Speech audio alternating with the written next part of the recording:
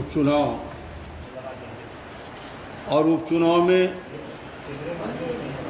Bharatiya Janata party की सक्रियता और लगातार कार्यकर्ताओं के सम्मेलन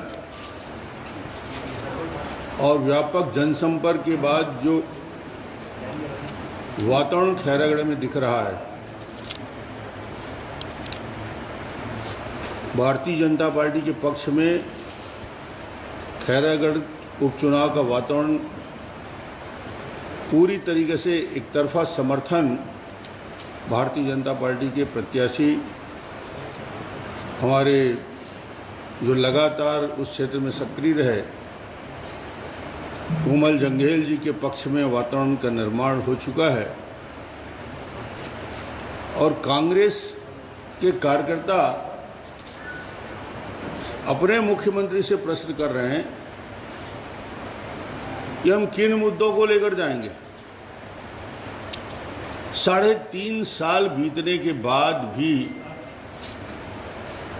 खैरागढ़ में एक भी उपलब्धि, एक भी काम विकास के न खैरागढ़ में, न छुई खदान में, न गंडई क्षेत्र में, न सालेवारा क्षेत्र में जो भी काम है, जो दिख रहा है, सड़कों का जाल बिछाने का काम, कृषि महाविद्यालय खोलने का काम, प्रधानमंत्री ग्राम सड़क योजना को विस्तारित करने का काम और डेवलपमेंट के जितने भी मापदंड हैं वो भारतीय जनता पार्टी के शासनकाल में हुए। और कांग्रेस के हमारे कार्यकर्ता ग्रामीण क्षेत्र में जाकर जनता को समझाने में घबरा रहे हैं और उसका एक नतीजा सामने आया कल।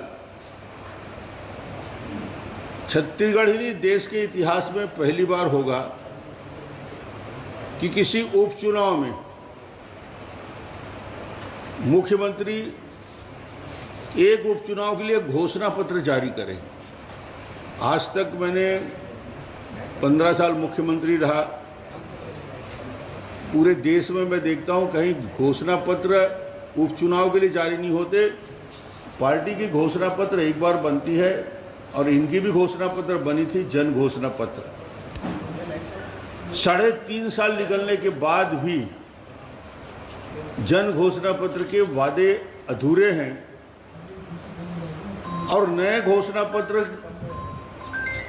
जो पहले 36 बिंदु थे, आप आश्चर्य करोगे, खैरागढ़ उपचुनाव के लिए 29 बिंदु का घोषणा पत्र जारी किया है।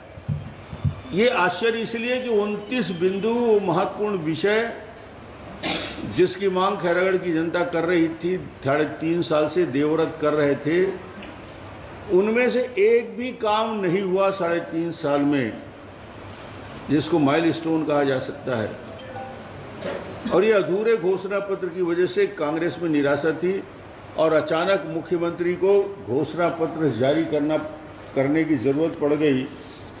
और मैं मुख्यमंत्री से यही पूछना चाहूँगा कि 15 अगस्त 2021 को आपने 4 जिले की घोषणा की, क्या स्थिति है अभी तक? 7 महीने हो गए, 18 तहसील की घोषणा है, क्या स्थिति है? मुख्यमंत्री जी कहते हैं कि मैं 2 घंटे में घोषणा पूरा कर दूंगा। मुख्यमंत्री जी 29,880 घंटे हो गए। कितने घंटे हो गए? 29,880 घंटे हो गए। अब युवा प्रश्न कर रहा है कि भैया 29,800 घंटे होने के बाद भी हमारा बेरोजगारी भत्ता कहाँ गया? वो पैसा कहाँ गया? 97,500 रुपया प्रत्येक युवा का इस सरकार के लिए मुख्यमंत्री की घोषणा के अनुसार बकाया निकलता है, 97,000 रुपया। और ये 2 घंटे की बात करते हैं।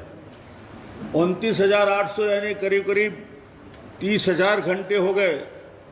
आपने कहा था कि हम शराबबंदी कर देंगे, महिलाएं पूछ रही हैं, और 2 घंटे की बात जब आप बोल रहे हो तो महिलाएं पूछ रही 30,000 घंटे के बाद भी नहीं हुआ शराबबंदी, फिर ये 2 घंटे का कहाँ से फार्मूला निकाल रहे हो मेरे भाई?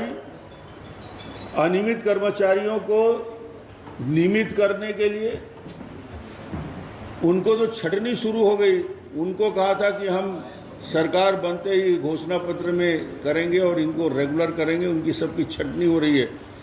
30,000 घंटे होने के बाद मुख्यमंत्री जवाब दें कि क्या हुआ उसका। मुख्यमंत्री ने कहा था सरकार बनते ही 2 साल का बोनस भारतीय जनता पार्टी ने छीना है, नहीं दिया है।